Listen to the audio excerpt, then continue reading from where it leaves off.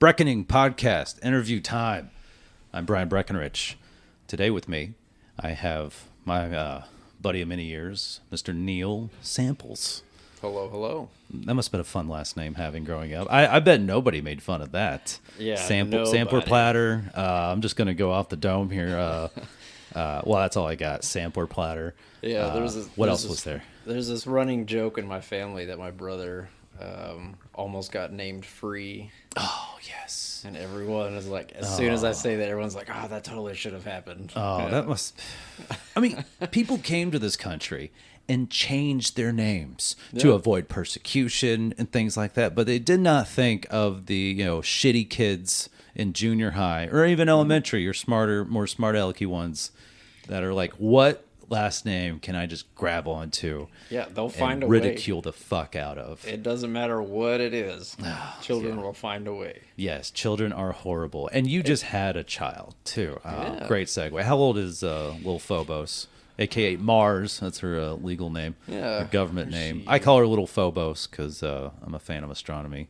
And the game Doom, I believe Phobos is where the gate from hell opened up. So there's a little bit of dark subterfuge in my fun nickname. But anyways, how old is Mars?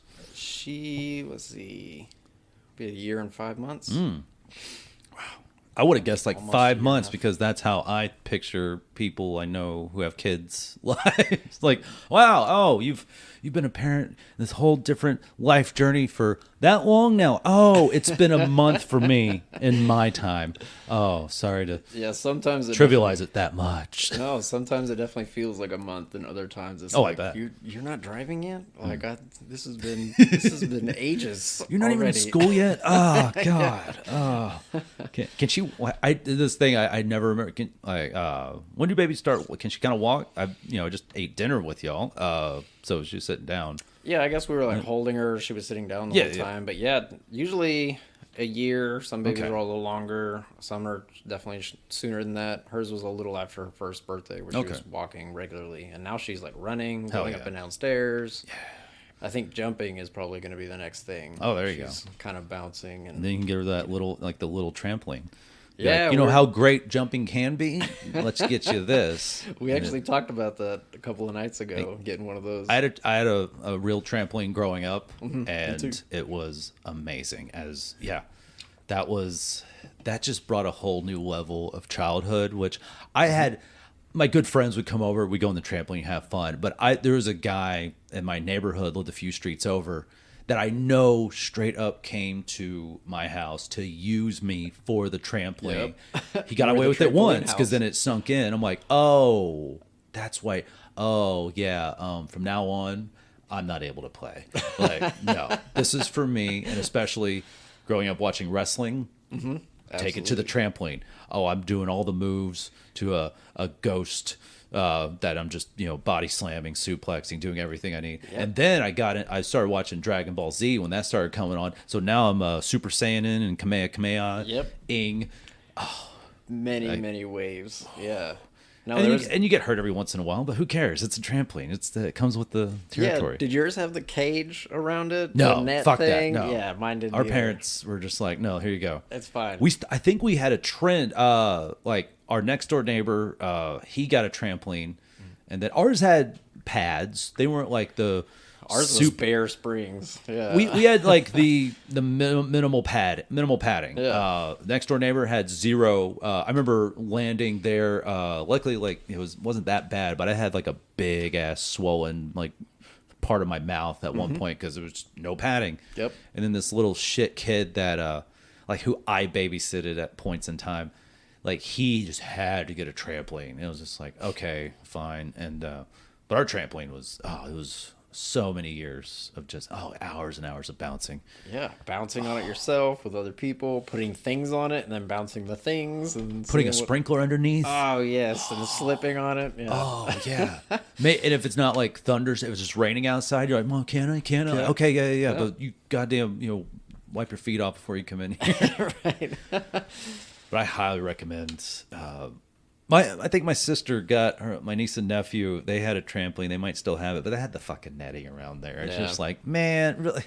It's probably a good idea. It but is. How much like how many options of things that we did as a kid are just no longer like fine. Like I don't know, we jumped off the roof of our house onto the trampoline, and our trampoline wasn't close to the roof. It was near the back, Yeah. in the back fence, where I was like, Parents "You're knew not better. okay." Yeah, and I would not have been ballsy enough to do that myself. we definitely did. I did have a buddy Rudy. We just got into Dragon Ball Z, and so he's sitting there just jumping. He's like, "Brian, I'm gonna Super Saiyan. I'm gonna Super and it was just like, all right, yeah. And he just kept trying to get higher and higher and higher. I'm like, oh, he's not. Oh, he's not stopping. Oh, he's getting closer to me. I don't know how this is going to end. And then I think it was he kind of jumped my way, and then I just instinctively jumped backwards. And then luckily we had, this is what they called it then. It's not like that monkey grass. That's what they called it. It's like grass that looks like the head of a Muppet. Yeah, it's like a bulb, and it's long. And we had a lot of it near there. We fell into that unscathed. And it was just like, and we just laughed at how ridiculous that whole thing was. I'm just like, dude, I wasn't even mad just because we were fine. We got some maybe little grass stains on our jeans. It was fine. But trampolines, that's just it puts the childhood imagination to a different stratosphere. Just because going up and down, you're like, I'm 5 feet in the air, every time, or 4, whatever.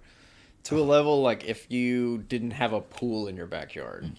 Like, that was almost the next best thing. Like, you were the trampoline house. If you weren't the pool house, you were the trampoline house. Yeah. And, like, kind of the same thing. I remember having a friend that would always come over. Like, sometimes we'd catch him just in our backyard. Because we didn't have a fence. Okay. Our driveway went around, so we didn't have a fence. And you could just walk back there. And he would just be back there straight bouncing. Up like the Simpsons episode. Yeah. The trampoline's gone. Let's jump on his car. So where'd you grow up? I was with born in Lubbock, so West Texas, and we moved here when I was 10. Oh, okay. We actually had the trampoline here. So as a young kid, I grew up trampolineless. But Lubbock was cool. You might be alone in that statement to a lot of people, but please continue. As a child, it was cool just because our neighborhood, there was a big open field at the end of our street, and then the next street over was the house where my best friend lived. So it was like right there. Yeah. And it was quiet enough where we just like rode our bikes around, and it was kind of the whole, see ya after breakfast, be home when the street lights come on, and it was fine. That system worked. Yeah. Loved it. I don't know if that would have worked in a more metropolitan area or anything. So in the burbs in Irving, Texas, it was fine. Just full of streets and houses and everything. But there's streets and houses. You're not crossing a street light. There's just stop signs around. Right. Maybe. Oh yeah, there's some stop signs. But it was back then when four ways were just like mandatory stop signage. Right. Like, people were driving 30. They know. Yeah. Always about four blocks, maybe 5 blocks up, there was a little gas station. And that was about as far as we ventured, before we moved at that age. Getting up there for a candy bar or a Slurpee or something. But it was nice. I don't know, going back as an adult, Lubbock definitely has that feeling that you kind of hinted at earlier. There's not a whole lot going on in Lubbock, unless you go to tech or something. But as a child, it was fine. We moved here when I was 10. That was weird. I remember that being a hard time moving at that age. That was 5th grade. So, like, having all these established friends and then having to start over. But it wasn't that bad. Like, at that age, there was plenty of time. The world's ending at that. I could totally understand that mindset. We moved halfway through high school, just from Irving to Euless, just on the other side of the airport. Mm-hmm. But we used my godmother's address. She actually worked at the high school I started at, just so I could finish high school there, so I could technically live in the same district, quote unquote. Yeah. And just because I was like, and that was also, I took offense to that. I'm like, I don't want to move. I don't want to switch high schools. I understood they're going to move. Yeah. But they're like, okay, we get it. Also you have a car by now, so you can drive yourself there. And it wasn't that far away. I literally just wore my way through the airport to get back to Irving. So not the biggest deal, but But that you're more like formative. You're like, I'm halfway through high school. Yeah. I have these friends I've had for, most of my life.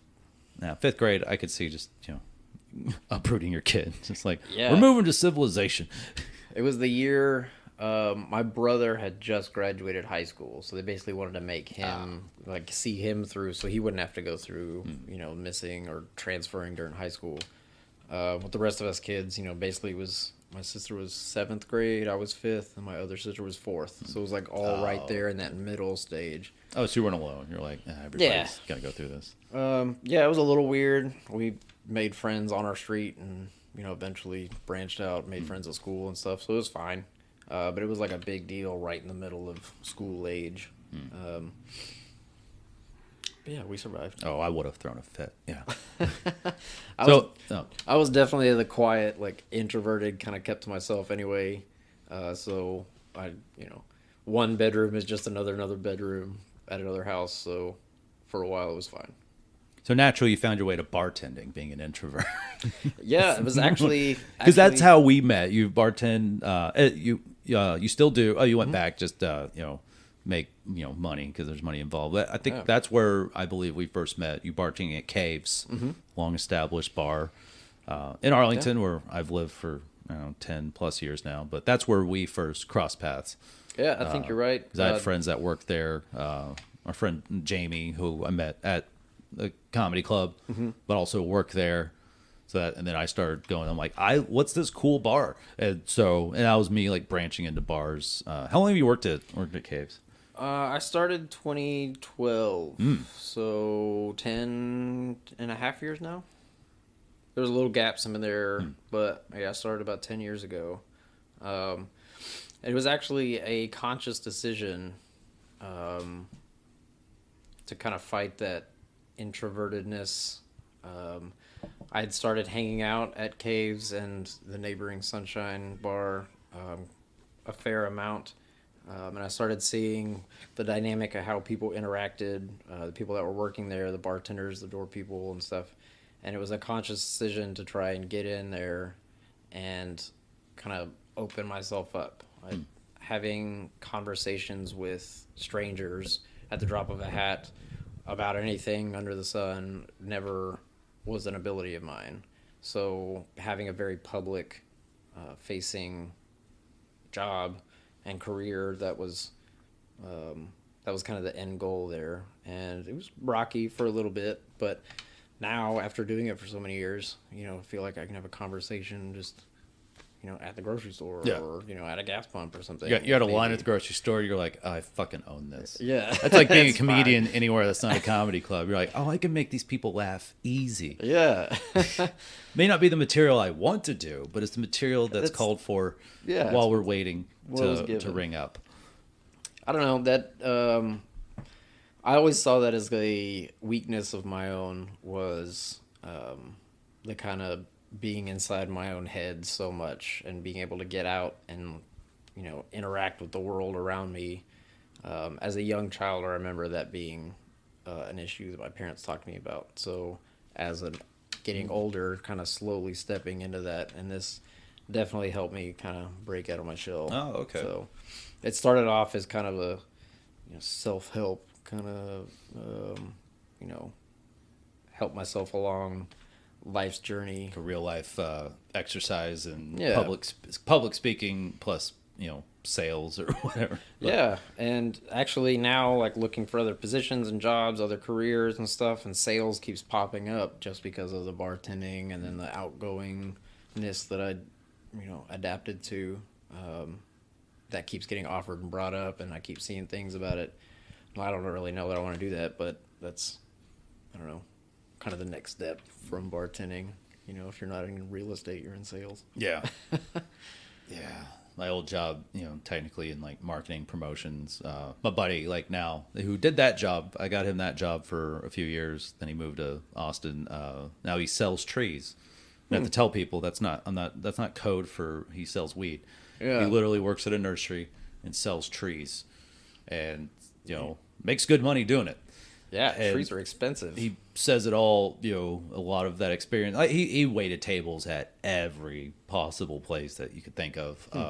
And then He was like selling furniture on the weekends, and during the week, slinging cigarette coupons, with me. And then he was just went into actual hardcore sales of trees. And he's like, a lot of that comes from being able just to approach strangers with the job I've had. And he's like, dude, you can do. He was like, you could do this too. And I'm like, I don't want to. No, I really can and want to. I really want to try to do something with this comedy thing. Yeah, I don't mind talking to strangers, but I don't mind talking to strangers.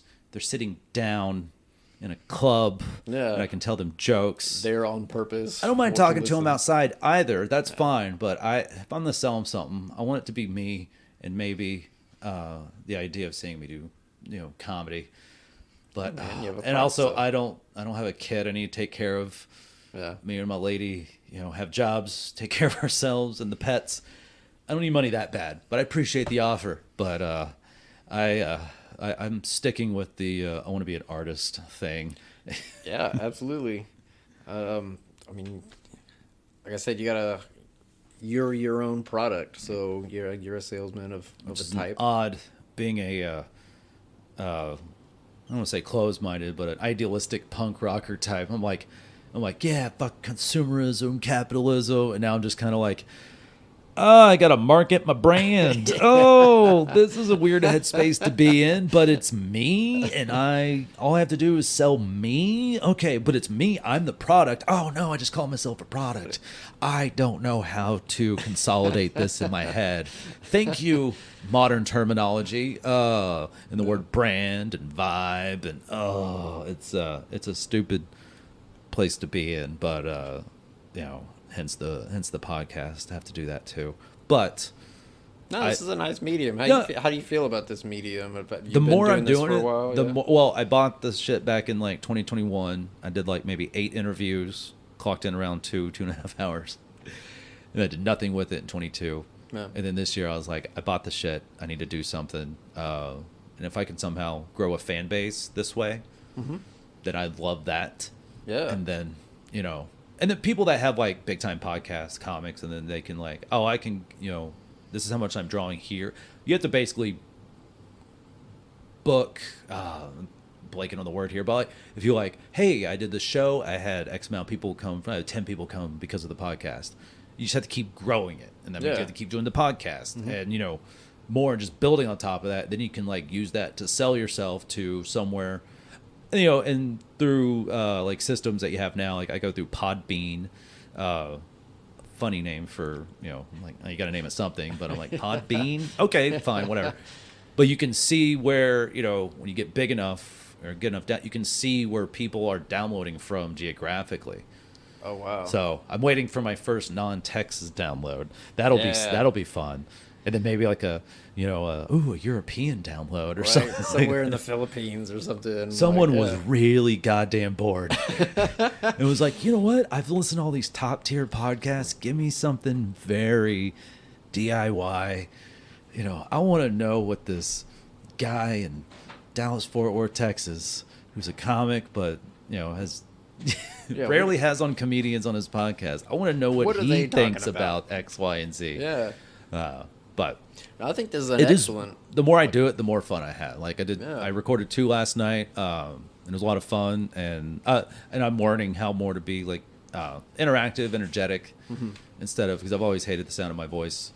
Apparently, it's not that bad to other people, but I'm like, yeah, but you don't have my ears and my brain. And again, everyone hears their voice differently than everyone else. Right. So, and you can't, and then you hear it recorded and played back to you, it's even worse. This is what people hear. And this is what I've been subjecting people to through a PA system at random bars and comedy clubs for years. Oh, God. No wonder I can't get booked. Maybe that's different reasons. But no, I think this is a great way to give like your artistry or something, like give that to people they can listen to in their car or whatever. Like that's the point, is to get on that the way here. My buddy Bill, shout out Bill Falk, because he will. I think he may know him. I think he lives in like Plano now. He literally messaged me like, "Hey, I've listened to some episodes. I'm really enjoying these. Like, keep it up. I'm like, oh, thanks, man. I appreciate that. And Yeah. and that was really nice. There's a chance you've met Bill. Like, he'll go to Perhaps. Sunshine and most likely as well Caves. Okay. He taught in China for like 3 years, like English, and he was one of those guys. He didn't like permanently move. He's back now, but he was just kind of like, fuck this country. I got to go experience something different. And I think he went to, I don't want to be like Beijing, but possibly Beijing or some other Hong Kong or something. giant city over there. And he actually did it. He actually went across an ocean to experience a different part of the world, which is like, shit, who the fuck can say that? Yeah, not many. That's wild. I've heard like there's certain situations you can get in where you're a private tutor, where you can live in someone's house teaching their children English, like hands-on, native speaking English, and like your room and board and everything's covered. Like that would be crazy to like have an intimate, casual kind of living situation where you're not just like up in a hotel or living in an apartment by yourself. You're like engaging with a family. You can hear them fight in the room next door. Yeah. Like, oh, they fight differently. In a different language. You're like, yeah. Well, they're loud like everybody else. I guess that's how you universally fight. But Yeah. okay, yeah, cool. All right. And now they're fucking. Oh, God. Well, Okay. some things are the same. So I guess bartending, you've stuck with that for like a long time because you hear stories and you hear stories, good and bad. That one on the good nights it can pay insanely well, Yeah. and not a bad way to work 5 hours and net a few $100. That's why pretty much all the bartenders stick with that because they're like, well, I could wake up early and go work for an hourly wage, or I could just rely on a lot of these regulars. Yeah. Who I've do maybe enjoy talking to, or I force myself to enjoy talking to. Because with regulars, there's the ones that you like seeing. You know their drink. You know they're good tippers. You see them walk through the door, you already start making their drink because they never change it. Yeah. Then you have regulars that you're like, fuck. There's definitely some that names. No, every first and last. yeah, there's definitely some where you have a relationship with where you can build upon with the conversation. So then every day isn't the same. It's not the same recycled stories over and over about something else, and then you're just staring at each other for another 2 hours. You have something, you're engaged in their life and they're in yours. So I mean, you're friends to an extent. And then there's other ones like you said where it's just people come into the bar a lot, and okay, that is what it is. You don't have to be a intricate part of everyone's life. Definitely, I like that you brought up the money thing. It can be a fairly lucrative job. I always like to schedule. I've always thought of myself more as a night owl, so it just kind of fell into place. Yeah, same. I'm going to be up till 5 a.m. anyway, so, why not? I also saw that the harder I worked, generally, the more I made. The more effort I put into it and stuff, the more I made. Yeah, because the customers are paying you. You give them... The bar isn't paying you. Right, the customer's paying me, so the better experience, the, drinks quickly made well, the engaging, conversation, cleanliness, all that kind of stuff goes into it. But you provide all that for them, generally you're going to make out better. And I always like that system better. Maybe make out with something. Yeah, well, maybe. If you want to royally fuck up something good. Yeah, you could. Like where you work, where they drink, one of your many income streams. If you really want to commoditize your regulars, don't call them regulars, because that denotes that they might be a human being. Call them income streams. Say it to their face. You're my favorite income streams. Yeah. Oh, I'm sorry, people that I like to talk to. You're my most reliable source of income. I don't see a dollar bill in your eyes when you come in here. I see irises and pupils in the color. Pay me money. No. No, I always like that better than, you're worth X amount of dollars per hour, and you're going to show up and you're going to get that, and that's it, But it gives and takes, some days, it doesn't matter what you do, you're going to leave with a lot less than you thought. Oh yeah, you can't. And then other days it just falls in your lap. So you're staring at the door like, is somebody gonna walk in? Yeah. At any point? I've definitely had that. Sitting at a bar alone by myself working for 4 straight hours. Definitely had that. But I've waited tables too. It's similar, not the same, obviously, but it's like, yeah, these different income streams. Yeah. You ever get to a point? I did with my old job, working a lot of bars, giving out cigarette coupons. Ever get to a point? Now, again, I'm at bars. I'm interacting with inebriated to some degree people.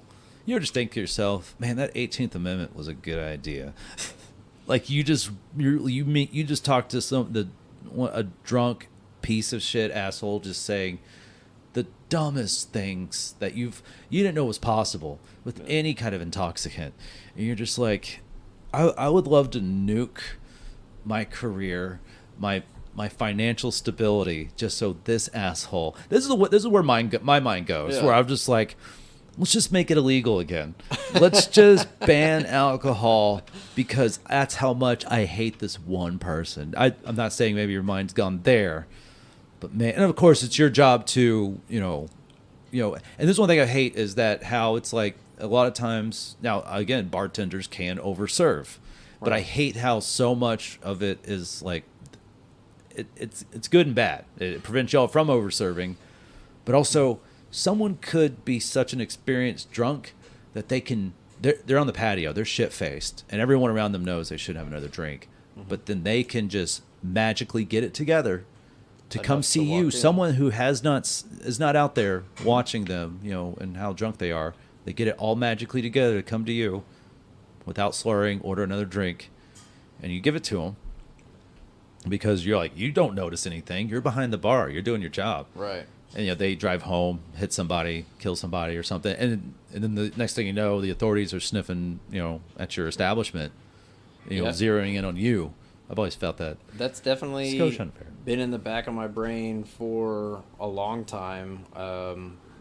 Whether it'd be a situation like that, or somebody choose to do or indulge in something else other than alcohol, and then come and have a drink at your bar, and then their actions afterward are on you. Like they're not drunk when they come here. They might be on something else, but you don't know, and they could also just be a weird dude or have like severe mental issues, but not enough to where they sound impaired, and they can also order a drink, and the cocktail you give them, push them over the edge, and then it comes back to you. I've always been like. When I started waiting tables and you take the TABC thing, and they're like, yeah, if this you overserve them, it comes to you. And I've talked to people, they're like, oh yeah, people that have been at restaurants, the restaurant for years. They're like, oh yeah, cops came in and arrested a bartender like 5 years ago, and you're like, fuck, that's a thing. Yeah, that really, holy shit. I can see both sides, but it also really sucks that's. Yeah, there's definitely a line that you're kind of walking there, and some bartenders and servers just totally disregard it, and others play it real conservative, to a point where people don't like going to see them or drinking at their bar. I hate that because you can buy a bottle of all the liquors you want and have them at home. You drink a lot at home, then you get in your car and go. Yeah. And then you can you take the chain of custody back. I'm like, oh, is it the liquor store's fault? No. Because that's just, so I'm like, because you have to drink it there on premise, or you can't take it to go. Right. And then it's your fault. No, I'm responsible for that's this, a part of this government. That can't act like an adult. Yeah, I've not been a fan of that. Where I'm just like, it's their fault. Being like, okay, and yeah, that's always just seemed to. Even because that's also responsible for the waiters. Yeah. And I just never like that, because there's also the option of just like, oh, this person drank half a bottle of vodka before they got to the bar. Yeah, came in and ordered a shot, and then is now an issue. Yeah. So yeah, just shut it all down. It's something. Let's make alcohol dangerous again. Yeah, you kind of have to be mindful of, but I've learned to not let it totally consume me, like that worry and I guess fear of all that happening. You definitely have to keep it in the forefront of your brain, but I don't know. I figure at some point you still have to do your job. You're you experienced enough to where you've served so many people who've been drinking, like, and it's like second nature to cut them off. Yeah. Or the telltale signs, slurring, their actions, just their general mannerism has changed, and you just like bam. And that's what's very interesting about bartending. Waiting, you can only see such a small slice of that, but bartending, because you're there, and part of your job is to keep an eye on these fucking drunk toddlers. Yeah. And make sure they're not. Some people don't get that shit up or don't realize that part of the whole having a conversation with people is assessing your state. It lets them know, hey, I'm talking to you, I'm having a conversation with you, but I'm watching you. Yeah, it's also like, can you still form a sentence? You have coherent thoughts. Like, Big bartender is watching you. Yeah. And then you have some people that come in just completely hammered every time you see them. Yeah. So that's their normal. Oh. Okay. And then, so, I don't know. That's always weird. Now, you have a hand in my my comedy development, because when I first started producing shows at Sunshine, I bought a PA. At first, I borrowed it, and at some point, I'm like, I'm gonna make this an investment. So I bought it from you, and what? I forgot about that. Yeah, right. Yeah. I didn't, because I spent money, spent a few hundo on a PA system, that more than did the job of amplifying comedian voices in small sunshine. Yeah. No, I had bought that. You bought it because you had aspirations, musical aspirations, right? Yeah, I'd been playing music with a couple of people at that time, and we did our first show in their living room at their house, just for a small handful of people. We're like, oh, this is gonna be big. We need something more. We're gonna make it. Yeah. Went out, bought a PA system. I went to Guitar Center looking for other stuff. This was on sale. It was still like $800 or $900 or something. Bought it. Had it for, I don't know, 2, maybe 3 years before I let you use it. And then you approached me, the officer, of like buying it. So I got a really good deal. Yeah. I bought it for $500. Yeah, you definitely did.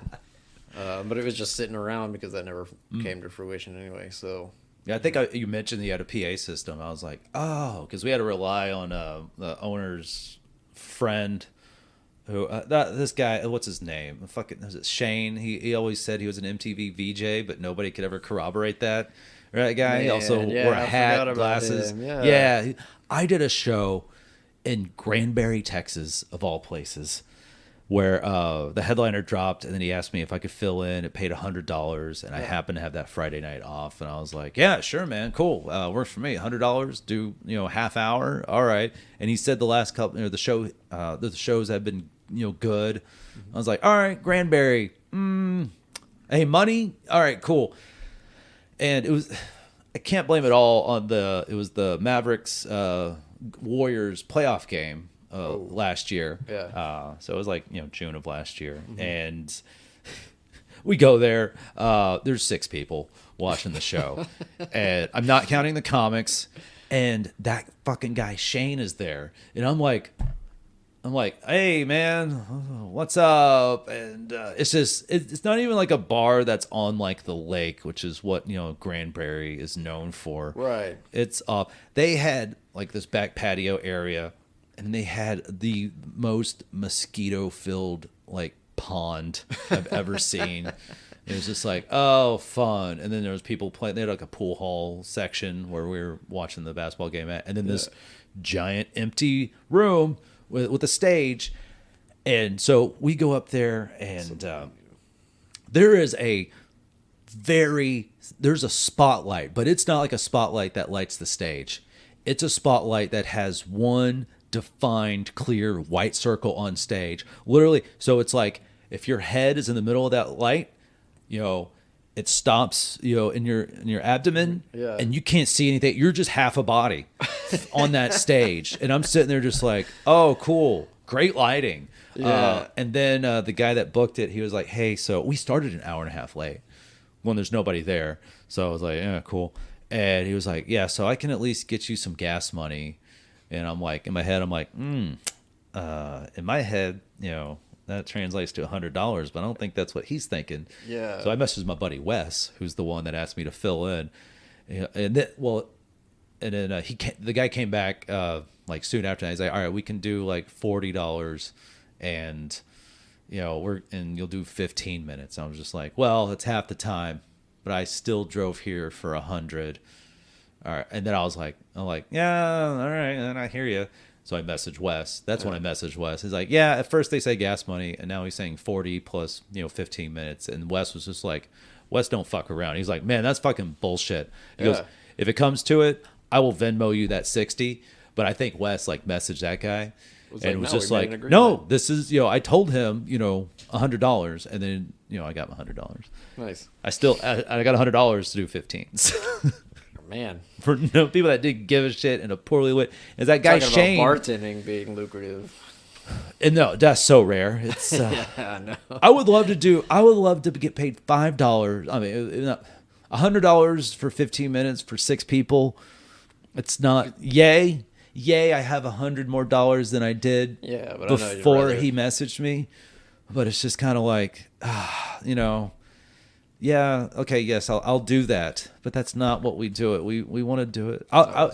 Give me $50 to do 15 for 60 people. Yeah, that would be fun, I'm like, that would have more than paid for the gas to drive like an hour away. But that's why it's nice to do comedy where people live. Yeah, it's always a plus. These shows exist, and some are great. That in Granbury that was booked. Yeah, but I guess you probably drive all over. Is that the farthest from DFW you've driven? Oh no, I mean I've done shows in Austin, Houston, Memphis. Okay, gone to Oklahoma a couple of times or once. I mean there are a couple of clubs in Oklahoma that you can do. There's some little indie shows, but I mean there's shows all over the place. But to some you're just kind of like, do I even want to risk it? You can get a few comics, get one car, split the gas, maybe split a hotel, however, not all needs to work out. But then sometimes you're like, you should do these things. And I have done these things at some point, but then sometimes you kind of want to direct yourself to like, I want to work, I'm not trying to work these clubs. Yeah. Or if I go out of town, I'm not trying to work these decent to awesome shows. Mm-hmm. And hopefully, do the best you can, network, talk to people. Then when you go back, do those things again and just kind of, up the quality. Because you can do any types of shows, but they will be of such varying degrees of good or shitty or hell gigs is what, the term in the industry is hell gigs. And a lot of those are like road type things. Right. Just somewhere along the path to something else. Yeah. That you just pull over and, do 15 for 6 people. Oh yeah, like especially I mean even these days, but especially during like 80s and 90s, you have comics you call road dogs, where they would love to, they might be auditioning for a TV show, they might be trying to get into the movies, but they never could, but they're still good comics. But and there's also like circuits you can do. Yeah. Like you get with these certain bookers, they're like, and you do the circuit, they like it and come back next year and do it again, or maybe like twice a year do the circuit. Of like clubs in Podunk, USA, or casinos, or whoever has these shows somewhere that people like. A couple of buddies of mine were talking about this show at this bar in West Oklahoma, and it's just small town. There's nothing. But the thing is, like you're going to do that show. You're that town's entertainment for that night. So sometimes these shows are like, that's what people do. Because, going, to like, Oklahoma City's like fucking maybe like 3 hours for them. That's a drive. It's like, so. This is something and they're local and it's new. And growing up in DFW my whole life, I've visited small towns. I went to, relatives in Weatherford. But even then, that's not that far from Fort Worth. Right. One of the top 20 populated cities, in America. So I've grown up in DFW my whole life. The world has come to me. And so I'm not ignorant that small towns exist. I just had no need to go there because I'm in DFW. I'm surrounded by dozens and dozens of cities. Yeah, and some of the biggest cities in the country too. 2 of them, maybe 3 if you want to throw Arlington in there. Yeah.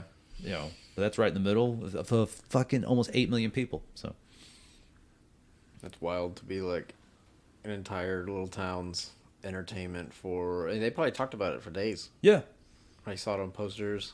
Yeah, and the show's just two comics. My two buddies were talking about it, and then the other two comics were doing it like the following month, because like a monthly show, and people come out for it, and apparently they pay well. And I've done like a couple of shows like these, but like they pay well. They give you like a shitty motel room, and you can either be like, do I take the shitty motel room, or I just drive back that night? You usually take the room because you have a lot to drink, and you don't want to roll them dice. So, I don't know. Do you like those shows better? I mean, I'd rather a club. I'd rather a club because that's what comedy's meant for. It's got one purpose. Yeah. Stand up, you sit down, you get your drink minimums plus more, your fried, your cheese sticks, whatever, and you're there for one purpose, and it's just all built and constructed for that. So, you can have some, and I've done so many shows at non-comedy clubs that are also like conducive to some way for comedy, but and you do everything you can to tweak little things here and there. But I did a solo episode where I just went through, I was thinking 30 minutes, but it ended up being about an hour of me going through open mics and through the shows and just all the little bullshit that comes in between. Yeah. Also ran a lot of those things.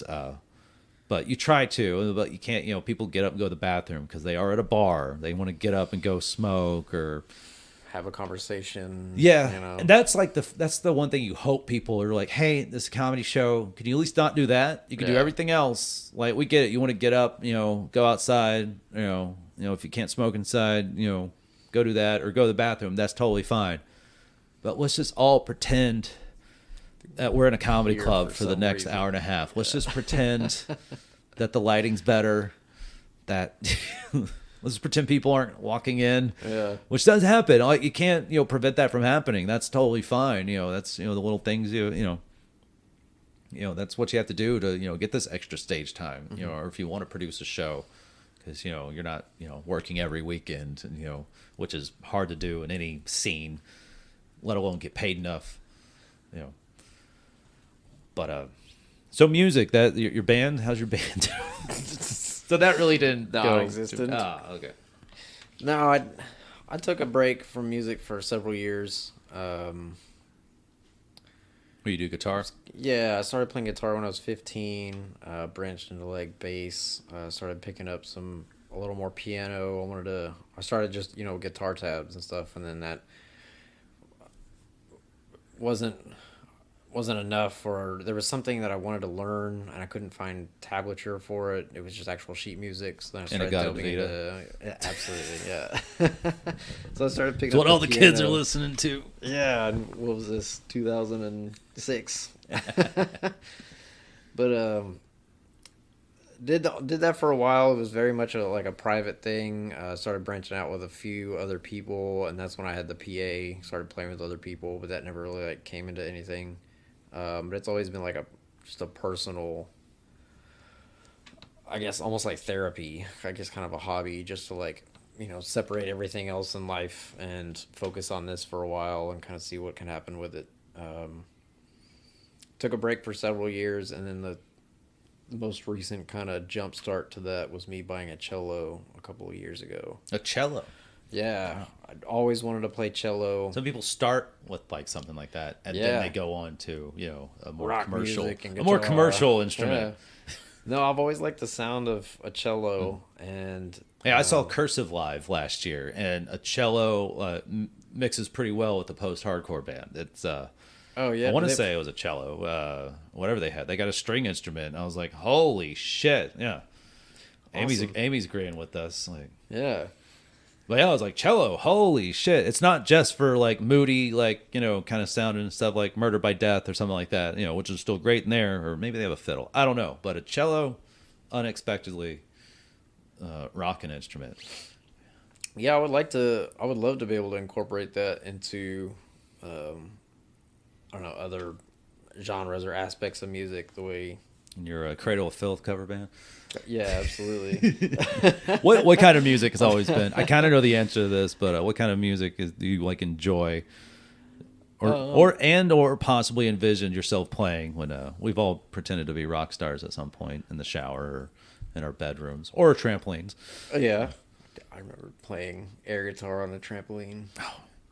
When I first started, it was very much like classic rock and blues, learning like blues scales on the guitar and stuff. That transition into more heavier rock and then into metal and stuff. And after college, I definitely wanted to start a thrash metal band. I've always wanted to be a guitarist for a thrash band. You got the hair. Yeah, you've always had the hair. I do have the hair. It's maybe not as poofy, as like your traditional thrash bands of the '80s, but I'll just have to order some Aquanet, little hairspray, little tease, tease it up, yeah. But so thrash, and I know you're a huge fan of Trivium. I know that much. I remember us talking about him, but also Amy just like don't tell Neil about him tickets to Trivium. He doesn't know. We're going to Austin, or I think I got that right. Yeah, it was for a birthday. She bought me tickets.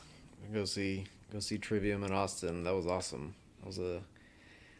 I don't know how it was kept secret for so long because I keep running into people that she talked to about it. And, like everybody kept it a secret. It was awesome. There you go. As long as you threw like birthday in it, and then I guess. That sews mouth shut, I guess. Mm-hmm. Never really checked them out too much. I don't know what it is. One of those bands. There's so many bands, especially like with me, when you just check out all the bands. There's just bands that exist in your blind spot. You just have a blind spot for shit you probably really enjoy, but you just someone never came across. You know someone likes them, fucking loves them, seen them multiple times, and you and this person have so much music in common. And you hear all that, and just the dumb, ignorant part of your brain is just like, no, I'm good. You think that, like that part of your brain tells you that, and you're just kind of like, no, I'll check them out. And you might be genuine at the time, but later on, you're like, no, I'm good, man. Yeah, man, I just keep listening to what you know you like. People come to me at the bar and we're having conversations and mention things like that, and I've tried to like be dedicated about writing things down and actually going to check it out because I do like finding new music, but then there's other times where it's just like as they're talking, as it's coming out of their mouth, like there's no way I'm looking that up. Like I don't know. You literally have to kidnap people. You have to chain them up in a basement next to a radiator. It's just like, what are you going to do to me? You're going to saw? No. I just want you to hear this band I've been telling you about for the last 5 years. This is the only way this is going to happen. And they'll be like, can you just kill me? Because that's death. No, thanks. How'd you know it was the band Death I wanted to listen to? Chuck and Whale, man. Yeah, there's times in my car I'll pull this list up and I'm like, I could listen to any of this. Or I could just listen to Dio. Yeah. You're like, there's so many of these bands. I know this day. Oh, recently played. Let's go to the. Mastodon it is. Mm-hmm. All the songs I already know. This hour. There you go. I heard this. No, I heard it yesterday. Okay, no, I can hear it again today. Yeah. I'm good. Yeah, I don't know what it is.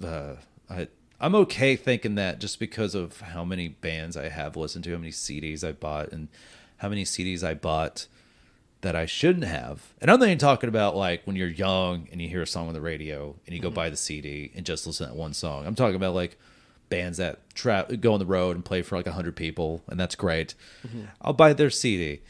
I like used at a movie trading company. Listen to it once, and I'm like, I should have done my research a little bit more. Yeah, but that's kind of nice, like playing the roulette with it. I remember I'm sure you went to Entertain Mart back when it was open. Out on Cooper Street. I worked there for several years before starting at the bar. Mostly in the video games section, but we had music and DVDs and all that. But a lot of our stuff came from old movie trading companies and Hollywood Videos and stuff. And it all just cycles around. Yeah, it all kind of... People like me that are just I don't know where it is now. If CD Warehouse didn't take it, movie trading company might. Yeah. And if no one takes it, then it just goes with the books to half price books. Yeah. It's like, please just give me 30 cents for these 10 CDs that are too scratched or abundant, right? For the snooty guys who I respect at a CD Warehouse. Like, just. Yeah. We would do that on occasion at Entertainment Art when people would bring stuff to sell, and it would be like burned or copied CDs, and obviously we wouldn't take those to resell, but they would just get left there. And it's like, oh, let's listen to this guy's mixtape today and see what's going on. And like, I don't recall any of it, so I mean, it wasn't like groundbreaking or life changing or anything, but it was nice. Kazaa didn't exist, or no, Shazam. Kazaa was a media downloading thing. Shazam didn't exist, so maybe you heard something you liked. You knew who the fuck it was. Yeah. You're like, cool. I'll just keep this around and play it for people. Can you tell me who this is? Blank CD. That's when you go to CD Warehouse, be like, music nerds. Find do you know who this is? Please, for the love of God. Or you maybe could go on the internet, upload an MP3, or just kind of be like, can anybody tell me? Because sometimes even Shazam does it help, or you don't know. You know, like we were talking about this earlier during dinner. This is the first podcast that has treated me to dinner. I will thank the cook here soon during her interview, or the chef. I know this can be demeaning. It's like I thought it was like, people that call like local comic. It's just like, okay, all right, yeah, I get it. I'm doing a show within a certain radius of where I lived. You don't have to shit on me. It's like road comic. Is it's that just bringing it down to local comic? It feels derogatory. Yeah, it can be like local comic. Like, okay, well, shit, fucking household comics that live in LA that go do a show at the Comedy Store or at in their own city. All right, fine, call them a local comic because they technically are. Yeah. you want to dig into the semantics of it all? And it's like road comic. Oh, he's one of those road comics. I'm just like, well, we're all on the road. I get it. I get what you're meaning by that, but it can also be said in like a derogatory kind of way. Like local music, like you throw in the word local.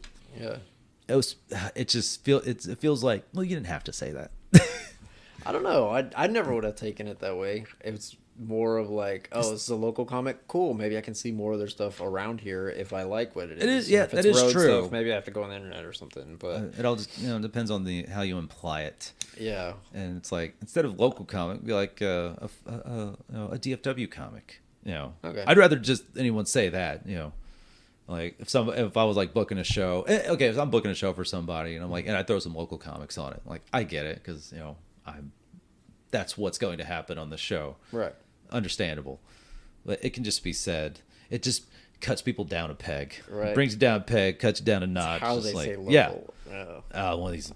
It was like, oh yeah, one of these local comics came and talked to me. It's just like, okay, dude, you mean a guy that's trying to do what you do and hasn't been doing it as long, hasn't been as successful. Yeah. That's where you started, maybe. That's what I think. A lot of people, it's like, yeah, we do the same thing, but I'm just, I get it. I'm not as successful as you, which can be true or cannot be true because you're just young. Yeah. Or you could be like me and should have done got more serious about this a long time ago. But whatever. Life's a journey, man. Yeah. Art is a lifelong venture. Who knows when I'll break out? whatever deludes, whatever I have to tell myself. That's hey man, the point is having fun. Yeah, it is. Stuff like this. Which I'm like, I don't care how I have to make it. That'll be fine. It's all just having fun along the way. Yeah. And not where are we at? Oh, we're creeping up on an hour. So we talked about music. A lot of these podcasts go back to music like multiple times, but thank God we didn't have to rely too heavily on that. But no, it's nice to probably have like some sort of fallback like that. Like everybody can talk about music. Everybody has an opinion on music, even if that opinion is not at all. Do you have now bartending? Do you have any just gold fucking stories or a story? Something or a couple of tidbits, a couple of vignettes you can walk us through, something kind of, I don't know, something that comes to mind. I know there's been instances or just anything, a fun bartending story of maybe some fucked up shit you've overheard that you maybe shouldn't have heard, but you did anyways, maybe seen. I feel like I listened to a lot of what goes on around me while I bartend, like people talk about server or bartender ears, listening when people don't think you are. But as soon as I clock out or go home or something, it's like I just erase the hard drive. Oh, yeah, no. I know, I get it. But I remember, I'm trying to think of a good... Nah, I'm blanking right now. Maybe if I told you ahead of time. But no, I completely understand that mindset because it's like there's there's always like a go-to comedy story that happened at Sunshine. I can always like fall back on. Yeah. People give me like a good 7 to 10 minutes to tell it. But yeah, there's some I'm like, yeah, there's like been stupid heckler people, but also I don't even like acknowledging it when it happens. Right. No, so I can understand that. Just there's so many, and if you want like great bartender stories, fucking go on Reddit. Like they're all I can only imagine there's so many bartenders that are just like, I can't wait to get on the thread tonight. I actually haven't been asked that question in a while. Oh really?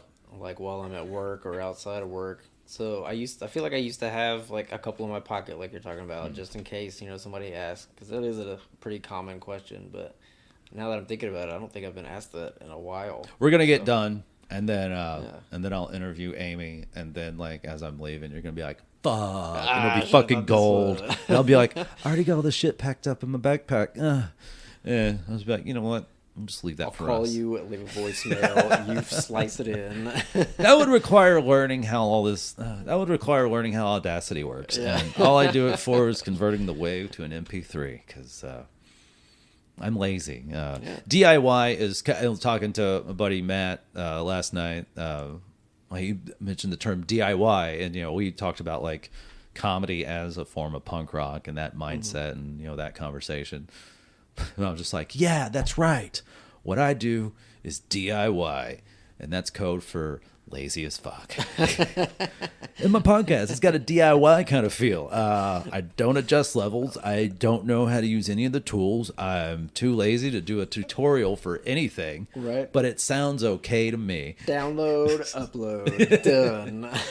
Like, fuck. There's mega fans in this world of terrible sounding black metal bands that sound like absolute shit. And I'm talking about recorded. They probably know what they're doing musician-wise, but it sounds like absolute shit. And I'm like, you flew to fucking Portland to see them? You flew to fucking Stockholm to see them? And you want to criticize the levels of my podcast?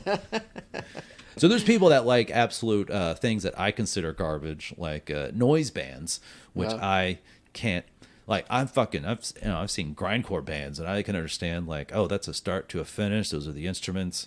There were some bands at Sunshine the other week, and I went and saw that. The opening band was, I want to say, 20 to 30% noise. Mm-hmm. There was instruments, but there's a drummer, I want to say a guitar player and a bass player, and then there was a guy, not keyboards, because I can understand that, especially if you're playing an extreme metal band, but he literally had something that's like twice the size of my Zoom thing, just standing there, and it's plugged into whatever, a speaker, and he's just, sitting there like twisting a knob or two, and that was his instrument. I'm like, I don't know what that is, but that's the thing that's making me hate watching this band.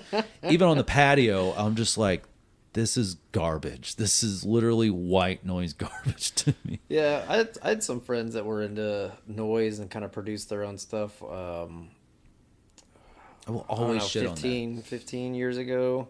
There was kind of an artistry to it that, I could appreciate and kind of delve into. It's definitely not my cup of tea. I guarantee you that they will not get paid $100 to play for 6 people for 15 minutes. They are playing for 6 people, and they're probably playing for 15 minutes. Yeah, they're damn sure not making $100. So it's and I sorry, I just popped in my head. True. I was like, oh, I can bring this all back around by one shitting on noise, which is, it's noise. It's literal noise. And there's 1, 2, 3 guys that are just like, here's my laptop. I brought in some power tools. Here's a sander going on the old laptop. And he's, got a computer program, and we're just going to test the limits of human sanity. I respect the idea, but the execution is literal garbage. Fair enough. I know, and I get it. I get these people. I'm just like, hey, these people I've been standing next to, seeing actual bands play in garages, and maybe there was a noise band that opened up. But I'm like, I'm sorry, that's where I draw the line. Just draw the line there. I'm not. No, because then I'd have to hang out with you, and I don't want to see what these people's apartments look like. It is nowhere near as nice as your house.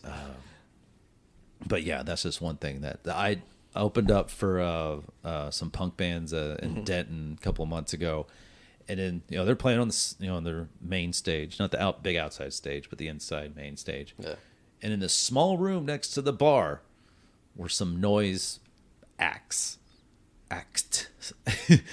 And I was like, and I was at the bar. I'm just like, man, I thought it was just the music they were playing, and I'm like, these guys usually play some pretty cool music. I can talk to the bartenders about what's being played overhead, and we can like, oh, this is Chat Pile. Like that was one of the bands that came up. Like, oh, cool. But I was like, huh? And I looked around. I was like, oh, it's coming from there in this small room that's like the size, probably smaller than the living room we're in right now. Yeah. And there's people just standing around drinking like PBRs, watching it, and I'm like, what are they watching? They're not watching in the sheer fascinating sense that I would watch it. And then immediately be like, okay, fuck this, I'm out after 30 seconds. No, these people are enjoying it. That's strange to me. Not that people are enjoying it, but like the setting. I definitely went to see several friends do it, play a noise at. It was their house, but it was in a soundproof garage, dark. Everybody that was there wanted to be there because they knew what was going on and wanted to, not a public setting where people just maybe wanted a beer and are subjected to it. Yeah. That's odd. Oh.